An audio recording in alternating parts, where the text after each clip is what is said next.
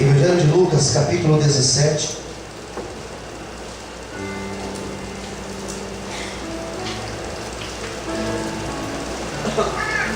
Lucas, capítulo 17. Vamos ler o versículo de número 32. É só um versículo apenas.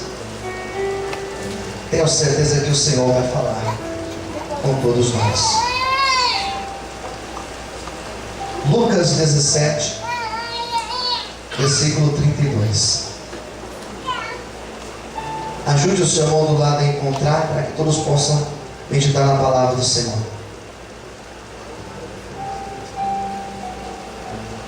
Quem já encontrou, diga amém. Vamos ler. Vamos ler junto. Lembrai-vos da mulher de Ló. Forte. Mais uma vez, vamos lá.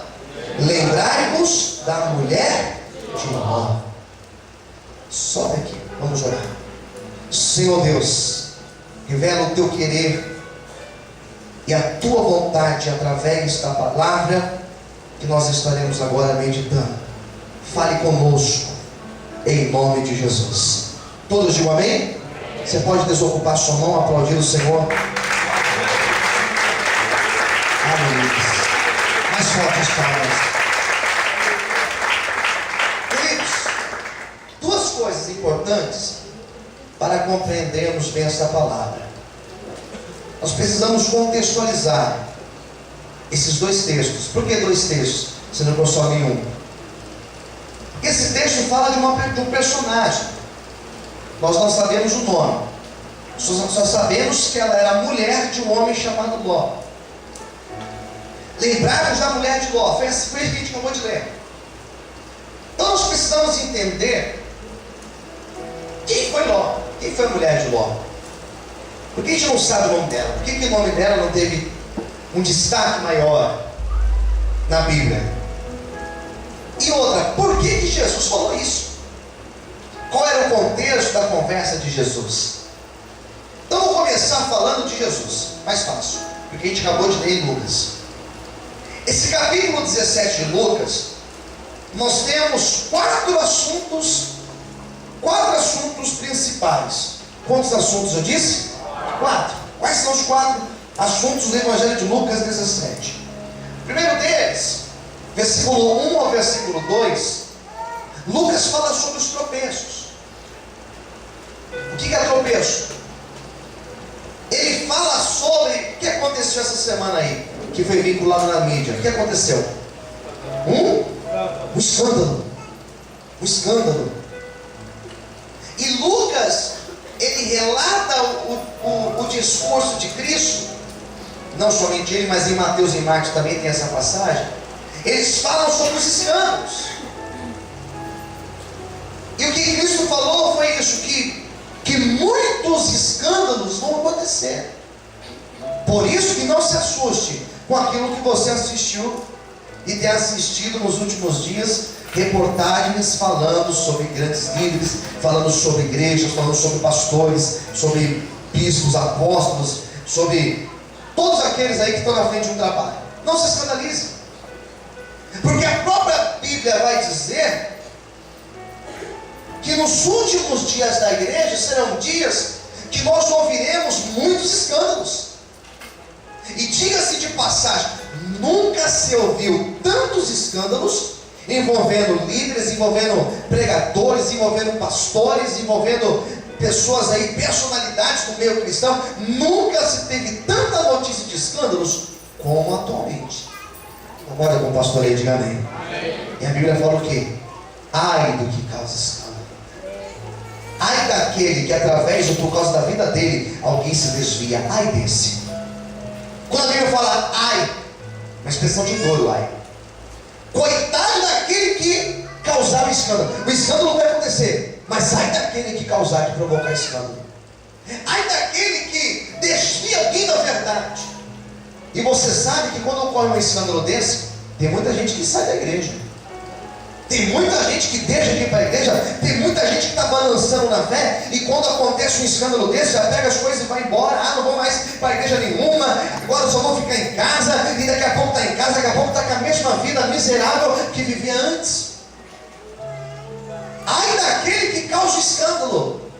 Como eu vejo tudo isso? Coitado daquele que está causando tudo isso, porque o sangue daqueles que se desviarem por causa desse que causou escândalo será cobrado na mão dessa pessoa. Isso é muito sério. Por isso que eu tenho muito medo, muita cautela de ofender alguém, de magoar alguém, de tirar alguém da presença. Eu tenho muito medo disso. Sabe por quê, queridos? Porque todos nós somos responsáveis pelo nosso irmão. Por isso que quando Deus se apresentou a Caim e perguntou para ele: cadê o seu irmão? Ele tinha que dar conta do irmão dele. Cadê seu irmão? Ele falou: mas eu não sei onde está meu irmão. Mentiu, tentou mentir para Deus. A Bíblia fala que é melhor amarrar uma pedra de moinho no pescoço e se jogar no mar do que causar um escândalo. Vigia com o seu testemunho. Nós temos um segundo assunto, outro assunto difícil de falar, é a questão do perdão. Perdoar não é fácil. Quem concorda, diga amém. Não é fácil. Só fala que é fácil perdoar quem nunca foi ofendido, quem nunca se decepcionou, quem nunca foi traído. Perdoar é difícil, irmãos. Esse texto, do versículo 3 ao 10, Jesus ensina como nós devemos perdoar. Perdoar aquele que te ofendeu, perdoar aquele que te magoou, esquecer. Tirar do seu coração o sentimento ruim, o sentimento negativo, o sentimento de vingança. E ele ensina, versículo 4: se pecar contra ti 7 vezes no dia, e 7 vezes no dia vier ter contigo, dizendo: arrependo-me, perdoai-me. Perdoa. Se a pessoa te ofendeu mais de uma vez, eu sei que é difícil, mas perdoa. É um assunto também difícil de nós falarmos.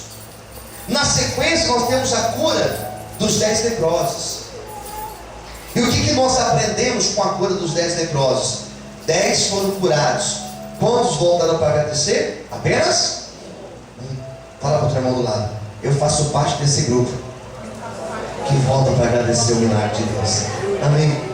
Eram 10 leprosos, os 10 foram curados, 9 foram embora, não voltaram para agradecer, e apenas um voltou para agradecer. E esse único que voltou ainda era estrangeiro, mas ele voltou para agradecer. Fala sobre gratidão.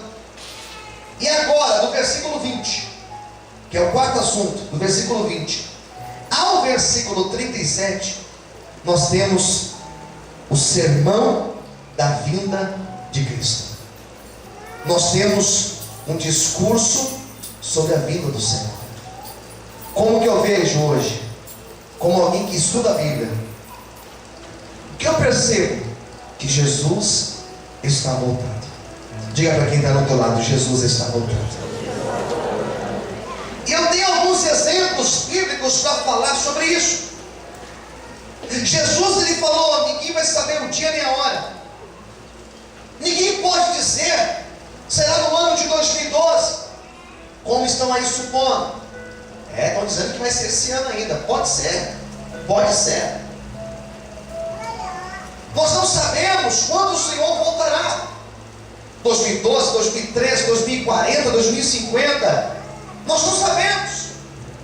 Mas quando Cristo falou sobre a sua volta, Ele falou: não vou dizer a data, não vou dizer a hora, não vou dizer o dia, mas eu vou deixar alguns sinais, para que quando vocês começarem a perceber um aumento muito grande nesses sinais, podem se preparar, porque a minha vinda está próxima. Daí lá vai eu, curioso, estudar quais foram os sinais. Pelo menos 345 deles estão no Novo Testamento. E desses 345 sinais, todos já aconteceram.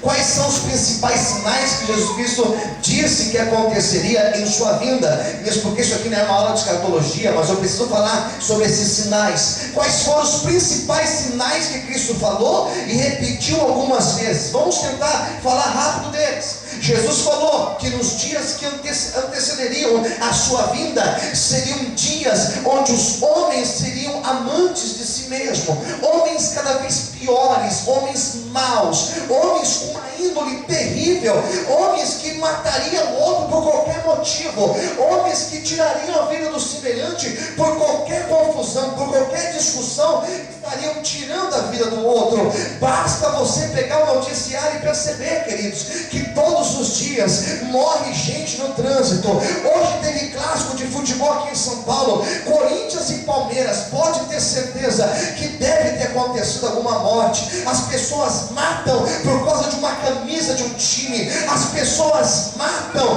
por causa de uma fechada no trânsito, as pessoas matam por causa de uma briga de vizinho, porque um ligou o som mais alto e o outro ficou nervoso e foi lá tirar satisfação com o outro. Sabe o que eu percebo?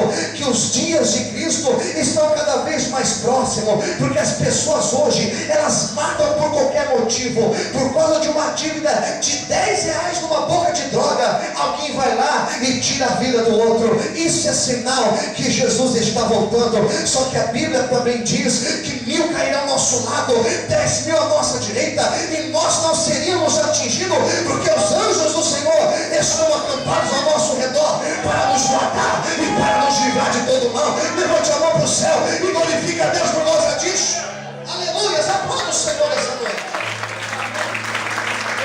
Aleluia. Ele falou sobre a violência, ele falou sobre o aumento do pecado, promiscuidade. O pecado está cada vez mais evidente, mais nas claras. As pessoas antes elas escondiam, elas disfarçavam, mas hoje em dia o pecado está muito à mostra. Hoje em dia as crianças, os nossos filhos, eles têm acesso à pornografia cada vez mais cedo. Hoje em dia o pecado, antigamente os pais falavam, mas eu estou tranquilo porque o meu filho está na escola. Mas hoje em dia, dentro das escolas, nós temos aí um cenário terrível. O aumento do pecado, o aumento da iniquidade, o aumento do erro, a aceitação do erro. Hoje, o estranho é você ser certo. Hoje, o que é zombado é você fazer o que é certo. Você ter uma atitude de erro hoje é algo normal. Hoje os pais mais modernos, eles aceitam algumas coisas que os pais antigos, não precisa falar de muito pais antigos, os meus pais não aceitariam. E hoje os pais, muitos têm aceitado, não são todos, não estou generalizando, mas hoje em dia tem sido cada vez maior. Tem se falado abertamente sobre o pecado, sobre o erro, nas mesas das casas. E antigamente não era assim, os mais antigos sabem disso. Então a Bíblia fala sobre esses pecados, a Bíblia fala sobre fome, miséria, e nós vivemos esse período de escassez. Não precisa você ir muito longe, pessoas da nossa cidade passam fome, pessoas em lugares mais afastados passam fome. Antigamente se pensava em fome, se pensava naqueles países da África, mas hoje em dia não. Nós precisamos falar sobre o nosso Nordeste, nós precisamos falar das periferias, nós precisamos falar as pessoas que convivem até aqui dentro, talvez, tem gente que passa por necessidade, situações como essa. Fome, pestes, doenças. Está aumentando cada vez mais o número de doenças, de infecções, problemas de saúde, doenças incuráveis, doenças que a medicina não conseguiu avançar ao ponto de descobrir uma cura, de descobrir uma vacina, de descobrir uma maneira para se impedir. E cada vez mais estamos aí tendo notícias de doenças, o câncer, a AIDS e tantas outras que têm atingido todas as classes sociais, do mais pobre ao mais rico, do mais miserável ao nosso ex-presidente da República, e por aí vai. Tudo isso são sinais da volta de Cristo. A violência, o tráfico de drogas, a prostituição, o adultério, o pecado, tudo isso são sinais da volta do Senhor. Então, entenda isso, nós estamos pregando algo atual. Eu não estou pregando uma utopia. Eu não estou pregando algo para amanhã, eu estou pregando algo para o dia de hoje. E quando Cristo faz o seu discurso sobre a sua vinda, ele cita o nome de Ló. Ele diz: lembrai-vos da mulher de Ló. Eu fui pesquisar sobre a mulher de Ló. Eu fui fazer uma pesquisa sobre a história de Ló. E agora eu entro na segunda parte da pregação. A primeira foi contextualizar esse versículo.